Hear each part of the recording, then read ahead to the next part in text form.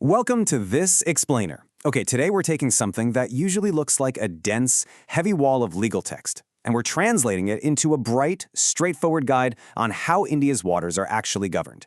No heavy reading required here. Just clear, easy to visualize concepts so we can see exactly what keeps those global supply chains moving securely. So, think about this. Who really controls the safety of our oceans? I mean, every single day, we've got thousands of massive ships, cargo vessels, passenger liners, huge tankers, sailing through territorial waters, basically keeping the global economy alive. But who makes sure they sail smoothly, securely, and, most importantly, safety? Who holds the ultimate compass for the rules of the sea? Well, today, we're going to map out exactly who is in charge, starting from the very top. All right, Section 1, Setting the Maritime Rules. Let's dive into this. At the absolute highest level of authority in India's waters, we have the central government. Now, you might think maritime law is entirely rigid, right? Like a system where everything has to be done exactly one way, with zero wiggle room. But the standard is actually surprisingly flexible. If a ship needs to meet certain obligations, the government can actually permit alternative arrangements. They don't just automatically say no to new ideas. Instead, they say, prove it. If trials prove a new arrangement is just as effective as the standard requirement, boom, it gets the green light. It's honestly a brilliant way to let maritime engineering evolve while keeping an absolute baseline of safety. Moving on to Section 2, Navigating Nuclear Vessels. Because let's face it, not every ship pulling into port is just carrying standard cargo or tourists. Some carry a totally different level of power and responsibility. A nuclear vessel is legally defined, well, quite simply, as a vessel with a nuclear power plant. Now, when you've got a mobile nuclear plant floating toward a crowded coastal city, those flexible baseline standards we just talked about, yeah, they get a massive security upgrade. There are two absolutely non-negotiable requirements for these highly powerful ships. First off, a nuclear vessel cannot just wander into any port or territorial waters in India. No way. It legally requires explicit, prior permission from the central government to even enter. And second, the government can issue special orders demanding customized security measures. The owners have to adhere to these flawlessly. It's all about ensuring the ultimate protection of the port and the public. Now for Section 3, Rules for Exemptions. The law absolutely recognizes that in a complex, real-world maritime environment, there are times when the government just needs the power to grant special passes. So how do you safely bend the rules without breaking the whole system? Well, first there's a sweeping power. The central government has the authority to direct that these maritime provisions just straight up shall not apply to vessels belonging to the government of any state. It's a very direct, clear-cut exemption for state-owned assets. But what about everyone else? This is where we see a fascinating balance. On one hand, the government has the power to exempt specific vessels, ports, or seafarers from certain requirements. They can do this if they're satisfied that the requirement is already, quote, substantially complied with in a different way, or if unique circumstances mean the rule should just be dispensed with. But on the flip side, there is a hard, uncrossable boundary. The law explicitly states that absolutely no exemption can be granted if it compromises safety conventions or pollution prevention. The government offers flexibility, for sure, but they draw a hard line when it comes to fundamental safety and protecting the environment.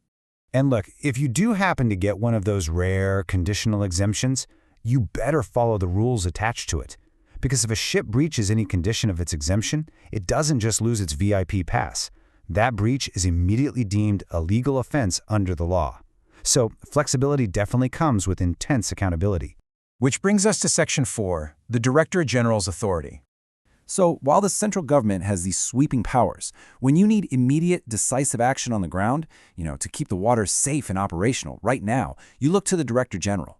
They're empowered to act literally whenever it's necessary in the public interest or in the interest of Indian shipping. And honestly, their reach is massive. They can issue written directions to almost anyone in the maritime ecosystem.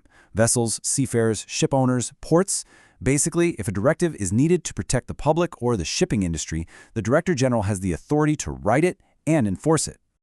Let's look at how that enforcement actually works in Section 5, Enforcing Safety and Costs. Now, when we talk about enforcement, it's really important to remember these rules aren't designed to be some gloomy, bureaucratic punishment.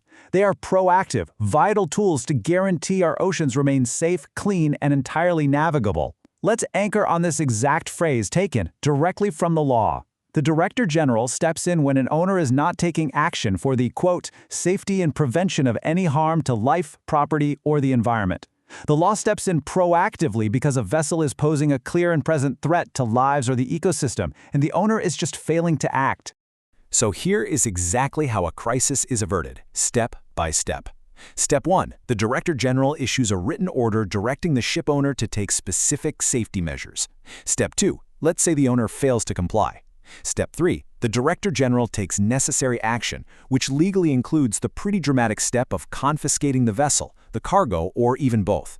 And finally, Step 4. They dispose of the vessel or cargo however they deem appropriate to eliminate the hazard. It's a swift, highly linear process, perfectly designed to stop a stubborn owner from causing a disaster. But stepping in to avert a maritime disaster, that is incredibly expensive. So who pays for that? Well, the law is beautifully clear here. The cost incurred by the Director General to avert harm is recovered directly from that ship owner as government dues. Even better, the Director General is legally competent to adjust those costs using the funds generated from selling that confiscated vessel or cargo we just talked about, so the taxpayer doesn't foot the bill, the non-compliant owner does. It is a highly efficient, completely self-contained system of accountability. Which brings us to our final thoughts. We've seen how the law uses flexible standards, strict nuclear boundaries, conditional exemptions, and these incredibly swift confiscation powers to keep the water safe. It's a massive, brilliantly structured logistical effort. So I leave you with this. As global shipping grows larger and faster every single year, how will maritime authorities continue to balance that incredible demand for smooth, rapid sailing with the heavy, unyielding responsibility of protecting our oceans and our coastal cities? It's a fascinating balance to keep an eye on for sure. Thank you so much for joining me for this explainer, and until next time, keep learning.